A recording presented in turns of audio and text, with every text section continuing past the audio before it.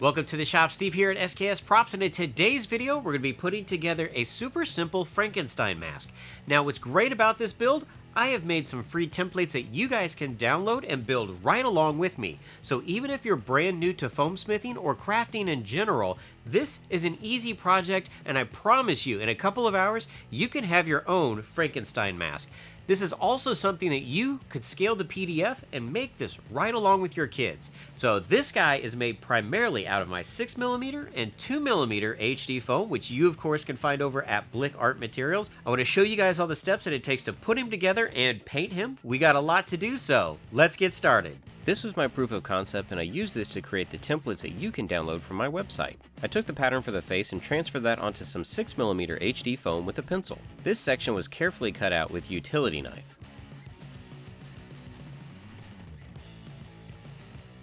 Next, I grabbed some more 6mm foam and transferred the top of the head as well as some of the other templates. The top of the head was cut out. You can see how the face wraps around it. This will help the mask keep its shape, so this is glued into place using some Bob Smith super glue. Now don't worry about your seam being perfect because we're going to cover all this with his hair later on. Next we're going to cut out his jaw. Now this piece doesn't line up with the bottom because we're going to be cutting off some of this excess material. Pencil is used to mark the outline of the jaw and glue is applied. Now make sure to leave a small gap on the top left side. This is where his tooth will tuck in. And you can see here is where the excess material will be cut away. Next we're going to work on the bags underneath his eyes. These templates are traced onto some 2mm HD foam.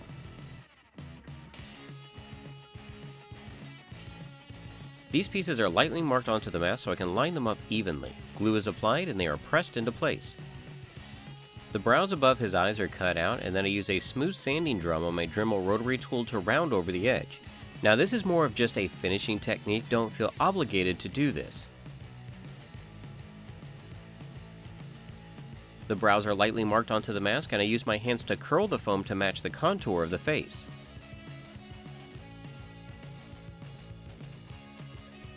Glue is applied to the pieces and I try to line them up as even as possible.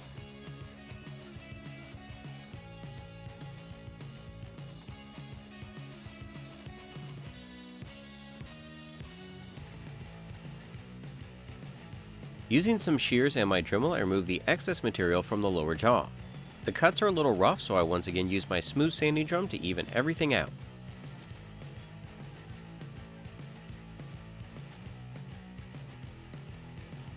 The template for the nose is cut out, rounded over, and also glued on to the face.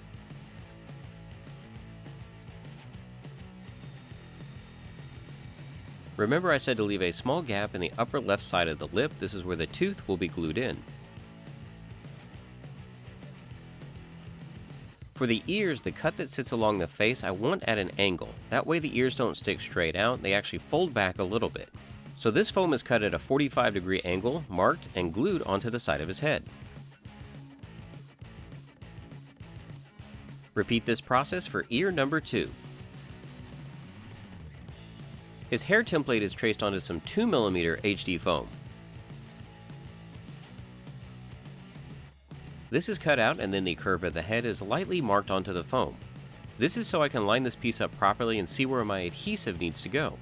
For the main portion of this piece I'm using contact cement, as well as a small bead of super glue around the perimeter.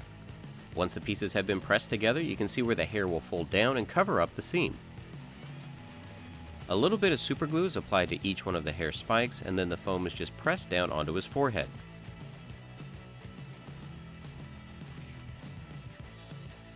This is a pretty awesome way to simulate his hair.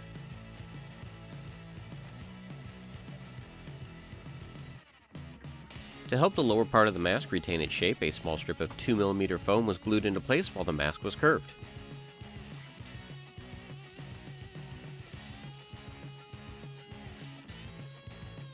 Two thin strips of 2mm HD foam are cut out. These are going to be used to simulate stitches on his head.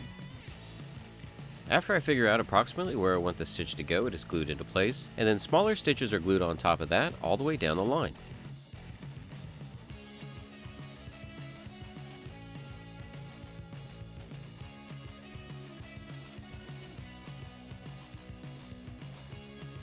To give this mask some more character, I cut out some random shapes and glued those onto the face. I also cut out some rectangles to act as metal braces for the top of his skull. The eyeballs are cut out of 2mm HD foam and test fit into place. You want to make sure that you have enough room around them that you can see out properly. A little bit of glue is added and they are stuck to the back side of the mask. To finish off the metal band, some small fake rivets are glued on.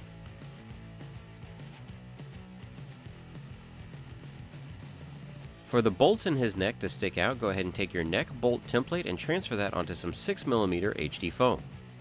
These pieces will be cut out, sanded down with my Dremel rotary tool, and then glued into place. These pieces are just big enough to make it look like the bolts are coming out of his neck.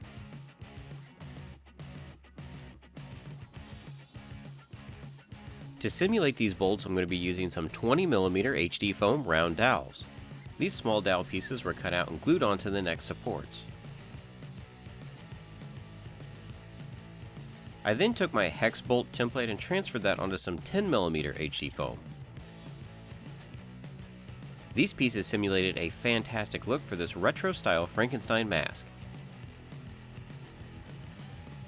Once the mask has been put together, I give the foam a light heat treatment, making sure to wear my respirator. As you can see, I'm done with the fabrication side of my Frankenstein mask. Now, this mask template is designed to fit adults, but feel free to scale the PDF so that it can fit your kids. This is exactly the kind of project I love putting out there to see families work on it together. Now it's time to start thinking about painting it, and to do that, I'm going to be using the FX line from Plaid. Now, a lot of times I seal my foam with Plasti-Dip or Flex Bond. FX actually has their own primer, and I'm going to be checking that out, and then moving on to their standard colors. We got a lot to do to still put this together, so let's go ahead and jump into the painting process. Now, this primer is pretty thin, but to make sure I'm not leaving any brush strokes, I'm using a pretty wide flat brush. The primer is applied to the surface, and I go back and forth with the brush several times in different directions to minimize the strokes.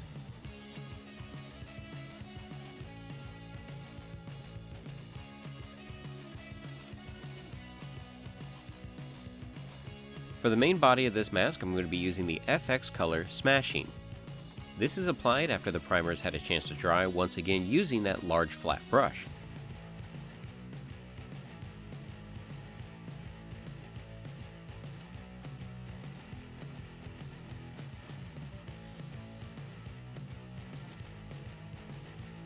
Once the main large sections have been painted in, I go in with a smaller filbert brush and paint in all the details, like around the eyes and the bolts.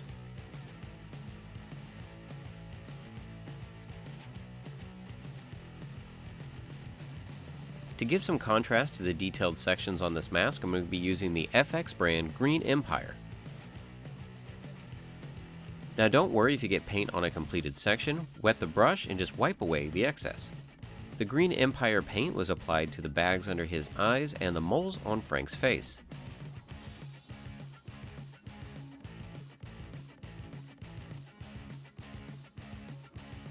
Moving on to Frank's hair, we're going to be using FX brand Carbon. This paint is also applied using a large flat brush to minimize the strokes, and a hairdryer is used to speed up the process. When I get down to the end of the hair, a small filbert brush is used to fill them in, and an even smaller detail brush is used to paint the sides of the 2mm HD foam.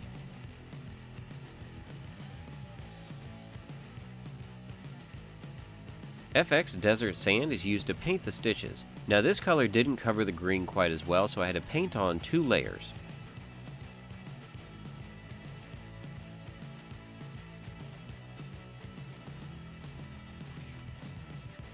Mixing some Goblin Green in with the Desert Sand, I'm going to use this combination to paint Frank's tooth.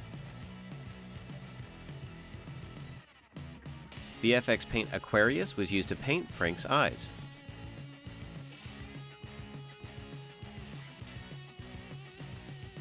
FX Line's Samurai Sword was used to paint all the metallics for this mask.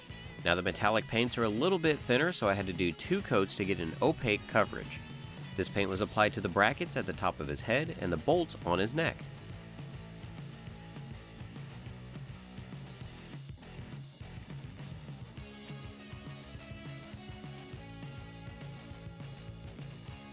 For the eyes, I'm going to be using a type of chiffon fabric that I get at a local fabric store.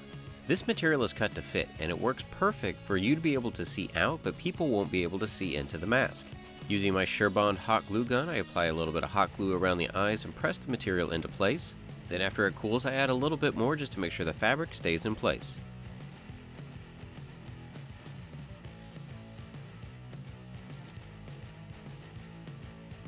I'm going to be using some tri-glides and 1-inch nylon to make straps for the mask. The ends of the straps are hot glued around one end of the tri-glide. Then both of those pieces are threaded into each other to make an adjustable head strap. To make this mask more comfortable, I hot glue in a block of upholstery foam right where the forehead goes.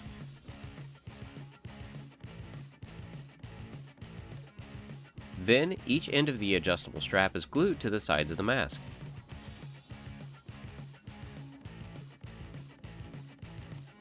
Now this Frankenstein mask is fully adjustable and ready to wear.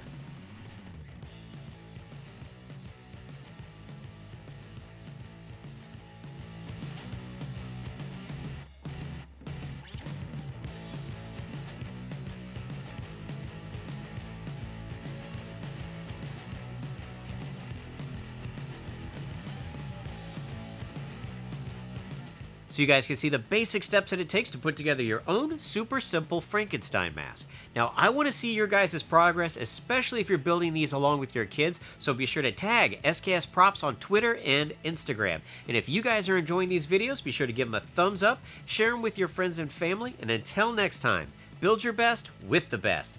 HD Foam.